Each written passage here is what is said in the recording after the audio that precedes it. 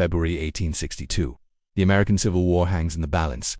The Confederacy of Defiant believes it can defend its borders. The Union, desperate for a breakthrough, searches for a single victory to shift the momentum of the entire war. That breakthrough wouldn't come in the well-known fields of Virginia, but in the muddy, frozen landscape of the Western Theater, along the winding rivers of Tennessee. After the swift Union capture of Fort Henry, all eyes turned eastward to a far more formidable Confederate stronghold, Fort Donelson. This fortress, overlooking the Cumberland River, was the key to the Confederate interior.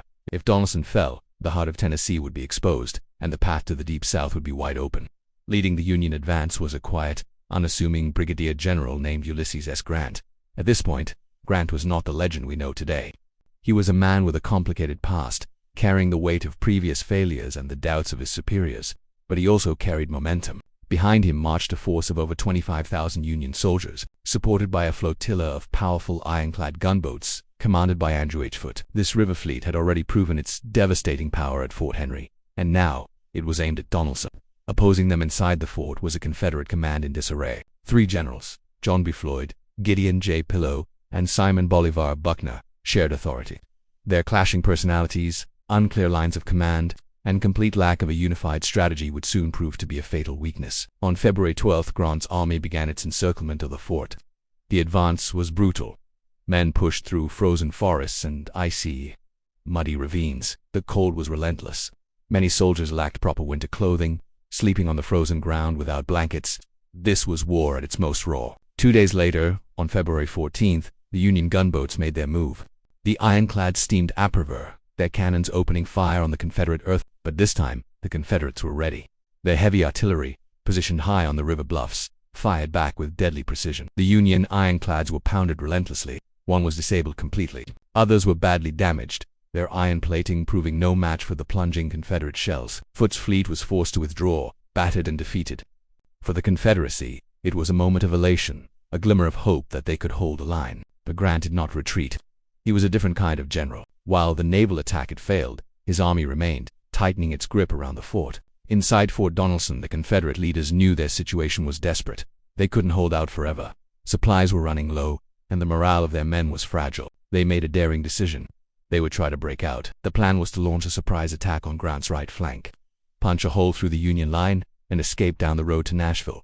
At dawn on February 15th, the Confederates surged forward. The surprise assault caught the Union troops completely off guard. The Federal lines buckled and broke. For hours, it seemed the Confederate breakout would succeed. The road to safety was almost open. But then, hesitation set in. At the critical moment of victory, the Confederate command structure collapsed. Orders became confused and conflicted. Instead of pushing forward and securing their escape, one of the generals, Gideon Pillow, inexplicably ordered his troops back to their trenches, believing they had already won the day. This single, disastrous decision gave Grant the exact opening he needed. Grant had been away from the front, meeting with the wounded Commodore Foote. As he rode back, he saw the signs of a battle nearly lost. Panicked soldiers, supply wagons heading to the rear. They were trying to escape, and they had failed. The one who attacks first now will be victorious, he declared. He immediately ordered a massive, all-out counterattack across the entire front. Fresh Union troops slammed into the exhausted and disorganized Confederate lines. By nightfall, Grant's army had not only reclaimed all the ground they had lost, but they had captured crucial sections of the outer Confederate defenses. The noose around Fort Donelson was now tighter than ever. The breakout had failed spectacularly. That night, a sense of doom fell over the Confederate command. Generals Floyd and Pillow, fearing capture for their pre-war political actions, shamefully abandoned their posts. They commandeered a steamboat and fled across the river in the darkness, leaving their men behind. General Nathan Bedford Forrest, refusing to surrender, led his cavalry command through the icy swamps to escape. This left Simon Bolivar Buckner alone in command, surrounded, with no hope of reinforcement or escape. He was faced with the inevitable. On the morning of February 16th, Buckner, who was an old friend of Grant's from their West Point days, sent a message requesting terms for surrender. Grant's reply would become one of the most famous lines in American history, defining his character and the Union's new, hardened resolve. He wrote, "No terms except unconditional and immediate surrender can be accepted. I propose to move immediately upon your works."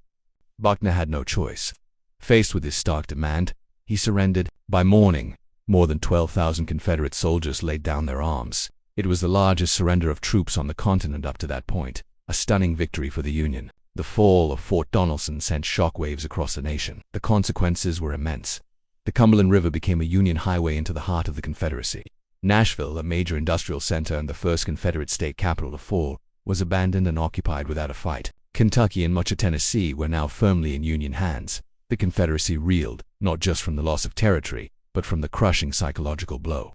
And one man emerged from the victory transformed. Ulysses S. Grant, who was promoted to Major General. The newspapers, seizing on his famous reply to Buckner, gave him a new nickname, Unconditional Surrender Grant. For the first time, the Union had found a commander who was willing to press forward relentlessly, to accept no compromise, and to fight until a decisive victory was won. The road from Fort Donelson leads directly to the bloody fields of Shiloh, the brilliant campaign at Vicksburg, and ultimately, to the final surrender at Appomattox.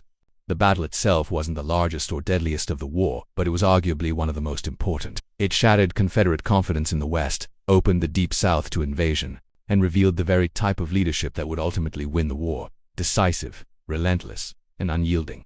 Fort Donelson is a powerful reminder that history often turns not on grand strategies, but on single moments when hesitation meets resolve, and only one side is willing to act. This frozen battlefield launched the career of the general who would save the Union, and it marked the moment the Union finally seized control of the war's direction. If you enjoyed this deep dive into one of the Civil War's most pivotal battles, make sure to like this video, subscribe to the channel, and turn on notifications so you don't miss our next story. Let us know in the comments which battle, commander, or historical period you'd like us to explore next. As always, thank you for watching and for keeping history alive.